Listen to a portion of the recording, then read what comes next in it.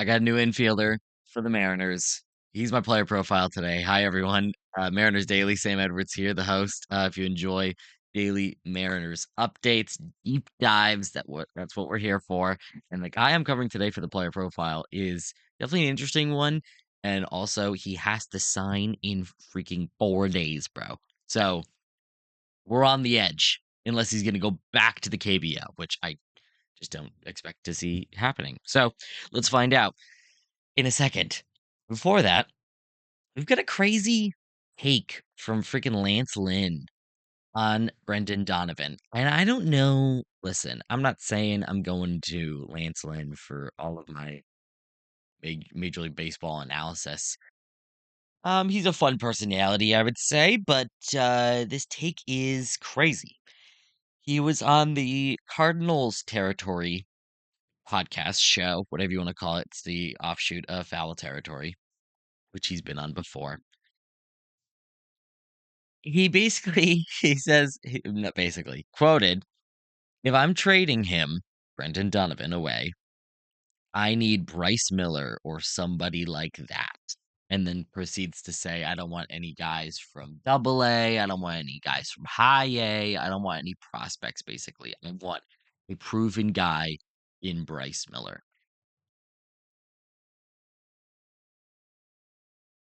No. No. I'm not doing it. It's no shot. No shot I'm giving Bryce Miller up for Brendan Donovan. It's just not happening.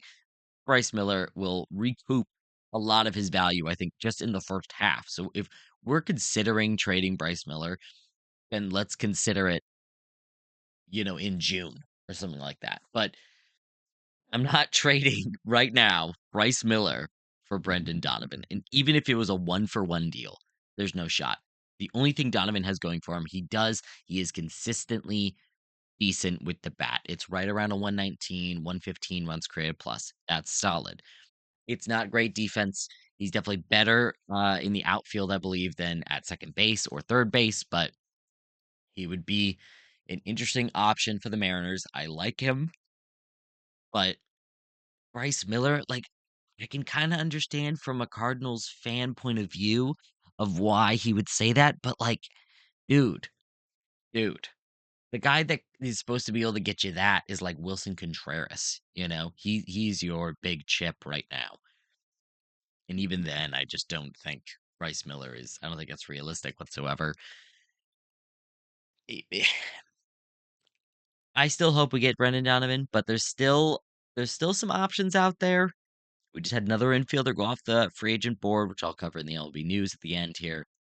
And I wanted to talk about JP a little bit, his value, but Donovan is not getting in a haul like Bryce Miller. It's just not happening, despite having 2 years of control as well, which is great. But once again, it's just not enough. So, what a crazy take from Lance Lynn. I don't know why he said that. And also, I feel like Cardinals fans are just a little delusional about where they are. Listen, I'm not like in touch with Cardinals fans super well, but a couple different. I just had a comment on a recent video from a Cardinals fan talking about Brendan Donovan, talking about Andrew Kisner. I feels like Cardinals fans are just a little out of tune with where their team is. What you guys need prospects. You guys are not ready to contend. Have you looked at your rotation? Like, and I know a guy like Bryce Miller would be huge. Yeah, he would be huge, but you're not getting that from Brendan Donovan. Brendan Donovan's not that good. He's not that good. If he was good defensively, if he had a position, then great. But he's pretty much getting moved all over the place because he is not great defensively anywhere. So, but his bat is also good enough that you want to keep him in the lineup, and you also don't want to just keep him at DH. So he's a decent player. He's not a Bryce Miller guy. Let's just say that. My player profile is on the next KBO star, Sa Moon Song. Dude is interesting. Very interesting. We have a little bit of a deep dive from Eric Longhagen of Fangraphs. I think I said his last name right. Longenhagen, maybe? No, that could be it. Fangraphs. But either way, I want to cover his last two or excuse me, his last 3 seasons actually, I thought are kind of interesting. He was always first off, he's a third baseman, which fits perfectly on this team. We could use him. I don't think he's going to be an amazing player. 2023 is kind of indicative of what his previous years were. He's only about 29 years old as well, so he is a little bit older, not super young. 2023, it was 438 plate appearances. He had a slash line of 263 with a 325 on base and a 358 slugging percentage. That is a 91 runs created plus in the KBO for that season. Now, the next 2 seasons saw a dramatic increase offensively. I'm not saying this is going to continue, but 2 seasons in a row is great to see. 600 plate appearances both seasons. In 2024, he had 19 home runs, 21 stolen bases. This past year, it was 26 homers, 25 stolen bases. So he's got a little power, a little bit of speed that I'm not sure is going to really translate to the majors, but we'll get to the deep dive from Eric in a second. Whew. A 340 batting average, 409 on base, and a 518 slugging percentage, good for a 143 runs created plus in 2024. That's a very good player, KBO or not. It is a solid player, so I'm curious to see how that translates to the majors. In 2025, this past season, 26 homers, 25 stolen bases, like I said, a good walk percentage at 10.5%. Doesn't strike out too much, 14.9 K percentage. So decent there. Not amazing power. It's a 214 isolated power, which, yes, is good on paper, but it's also the KBO, which is roughly like a AAA comparison. So I'm not saying he's going to be coming over and doing amazing things. I'm so sorry about this. I think I have to breathe more. He hit 315 this past year with a 387 on base, a 530 slugging percentage. That's a 151 runs created plus in the KBO this past year. Over 600 plate appearances as well. So he could be decent. He could be good. I don't think he's going to be a star. And I think Eric's deep dive on this as well kind of speaks to that. Eric Longenhagen.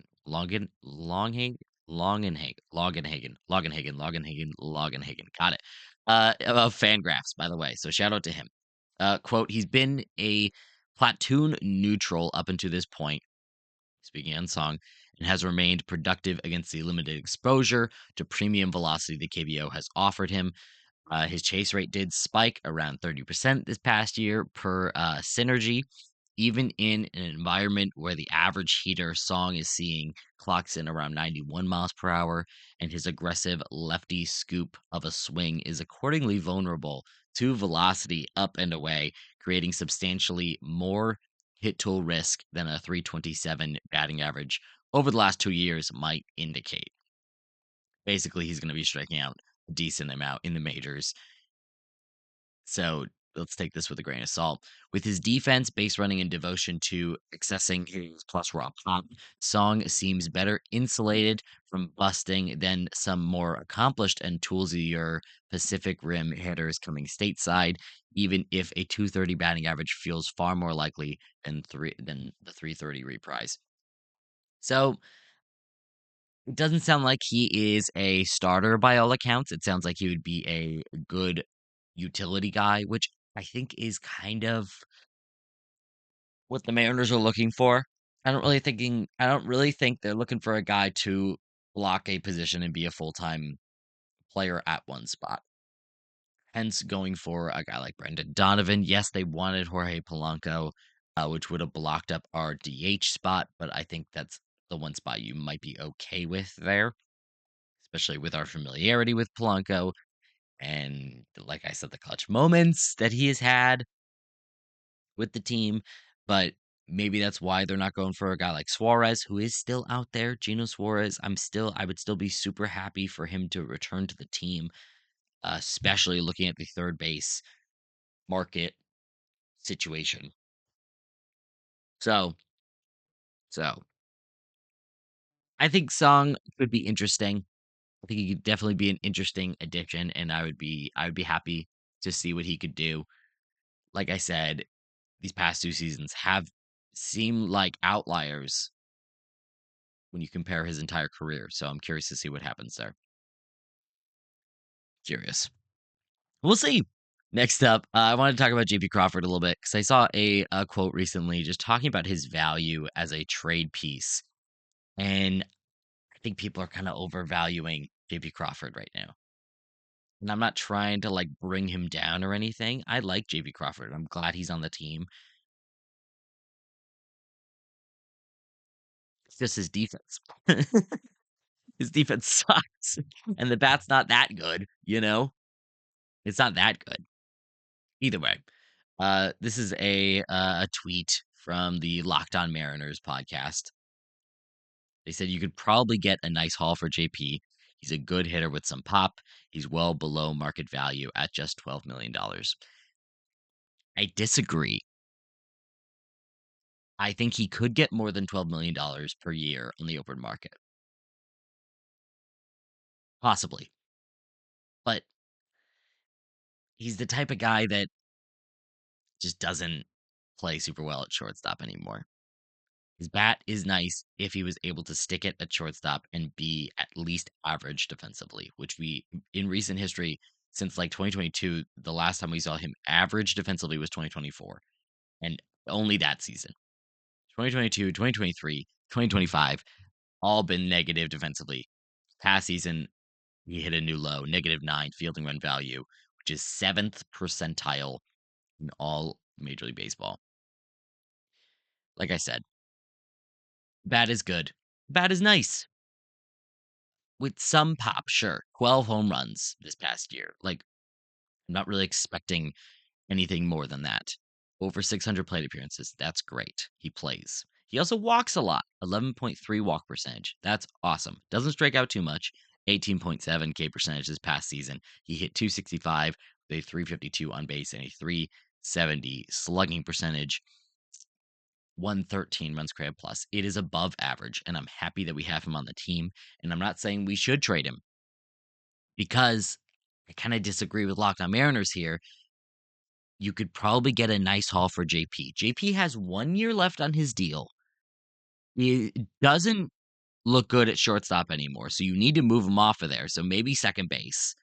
Whoever's trading for him, I would recommend putting him at second base. I think we've ignored how bad he is defensively. He's a good hitter with some pop. That is true. He's a good hitter. Like I said, 113 runs created plus. It's for a good enough average and walks a decent amount. But well below market value at just $12 million. That's what they say. Huh?